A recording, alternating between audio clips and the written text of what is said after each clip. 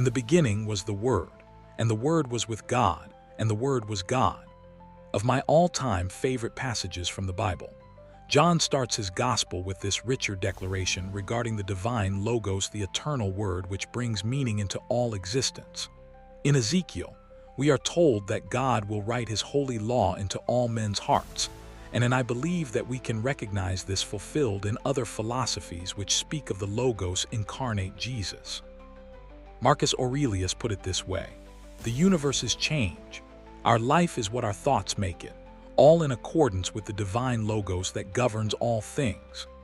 What's so amazing about this is that centuries earlier than when John penned those lines, the Stoic philosophers had been instructing that the universe is ruled by the very same divine principle, the Logos, a rational, divine power that organizes all of nature.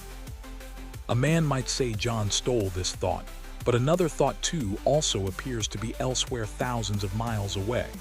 In the Gospel of John, Jesus of Nazareth says this lovely thing: I am the way, the truth, and the life. Now let us journey to ancient China, where Lao Tzu asserted, the Tao that can be spoken is not the eternal Tao. It is the source of heaven and earth. He taught that wisdom is born of following the Tao literally, the way, living in harmony with the cosmic order that pervades all things. Could the Word, the Logos, and the way all be pointing to one transcendent reality? The similarities go even deeper. Confucius taught, do not impose on others what you do not wish for yourself. Jesus echoed the rule, therefore, whatever you want men to do to you, do also to them. The same golden thread of moral reciprocity passed through cultures and centuries. And most deeply, probably of all, both Ezekiel and Paul bore witness to something written into human nature itself. Ezekiel prophesied, I will give you a new heart and put a new spirit within you. I will put my spirit within you, Paul testified. They show that the work of the law is written in their hearts.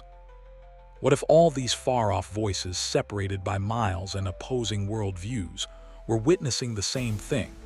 That the divine spark, the cosmic Logos, the eternal way, has been written in the very fabric of human existence.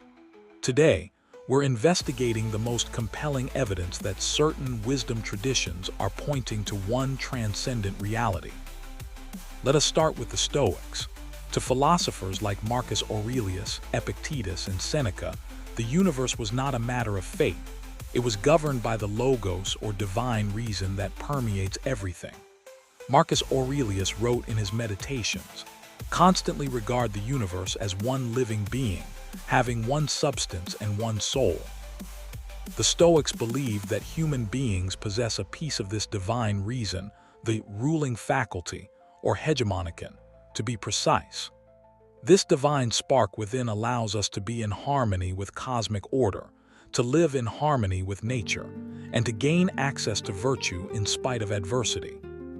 But this is where it gets interesting. This was not just philosophy to the Stoics. This was deeply spiritual. They saw virtue as a form of worship, and living in accordance with reason as an act of participating in the divine nature of the cosmos. Christianity has a very similarly stated concept in its doctrine of imago Dei, that humans were created in the image of God. Just as the Stoics would inform us of divine reason abiding in us, Christianity teaches us that we are created in God's image, and that His wisdom is inscribed on our hearts. The Apostle Paul, who was himself a product of Stoic philosophy, writes in Romans, for when Gentiles, who do not have the law by nature do the things in the law, these show the work of the law written in their hearts. This law written on hearts expresses the Stoic natural law known to reason. Both strands of thought point to divine truth isn't some unknowable quantity to mankind, it's inside us. Early Christian philosophers like Justin Martyr even went so far as to equate the Stoic Logos with Christ, arguing that philosophers were describing as divine reason was actually the pre-incarnate Word of God. Now let's head east. In Taoism, we encounter the Tao literally, the way, which Lao Tzu describes as the origin and order of the universe. The Tao is unnameable, timeless and mother of all things. Humans find completion not by opposing this cosmic order, but by moving in harmony with it through wu-wei effortless action following natural harmony. Ring a bell. Like with Stoicism, so too with Taoism does it instruct us that wisdom emerges from recognizing our place in the cosmic order and living according to it. Confucius, more socially inclined, included the golden rule: do not impose on others what you do not wish for yourself. This reciprocal value of treating others as a reflection of ourselves appears in all these traditions. The Confucian philosophy of Ren, humaneness or benevolence, implies that moral action derives from an awareness of our essential interdependence. Once more, a divine spark of moral consciousness that is bigger than culture. This is where these threads cross in a breathtaking way. When Jesus declares, "I am the way, the truth, and the life," he's not just making a claim about himself. He's becoming principles which these wisdom schools had been pointing the way to for centuries. The way Jesus as the Tao incarnate the path of harmony with divine order. The truth Jesus as incarnate Stoic logos, divine reason made flesh. The life Jesus as the source of real life that all these civilizations aspired to.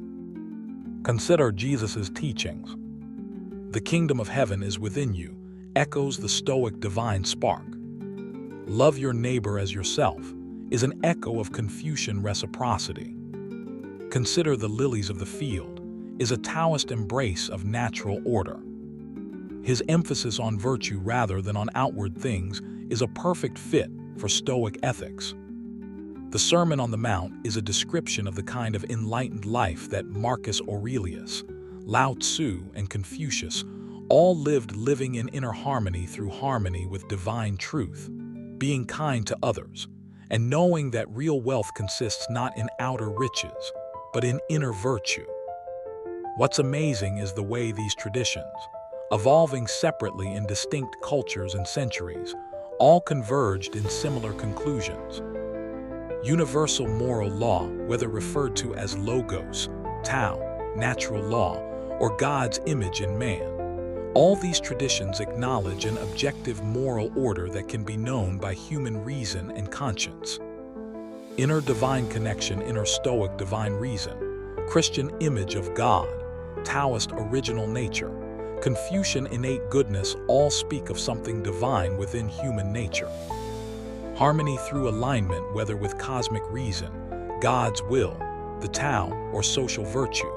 Fullness is found through being in harmony with something greater than ourselves.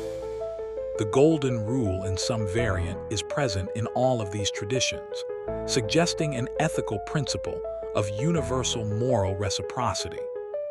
This overlap suggests something remarkable. Either all these wisdom traditions individually discovered universal principles of human nature and cosmic order, or they were all illuminating the same divine reality expressing itself across cultures. What is that to us today?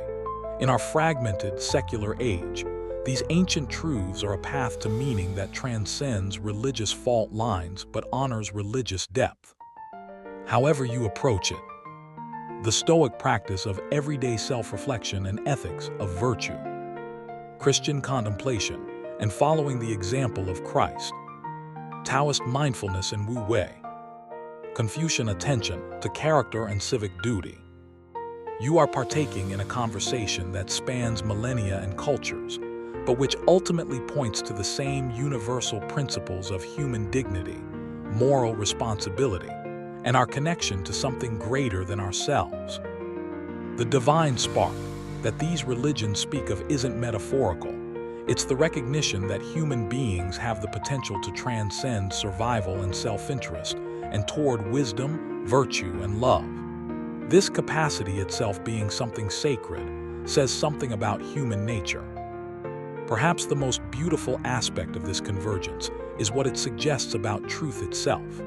If all wisdom traditions geographically and temporally distant from one another arrive at parallel conclusions about divine reason, moral law, and human dignity, perhaps truth isn't as relative as our modern age sometimes leads us to think.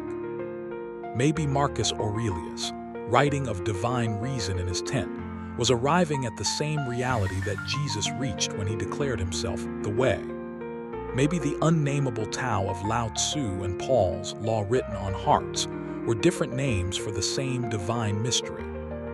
In a world too much torn apart by philosophical and religious difference, these affinities remind us that the most profound truth of humankind for transcendence, connection, virtue, and meaning is common to all.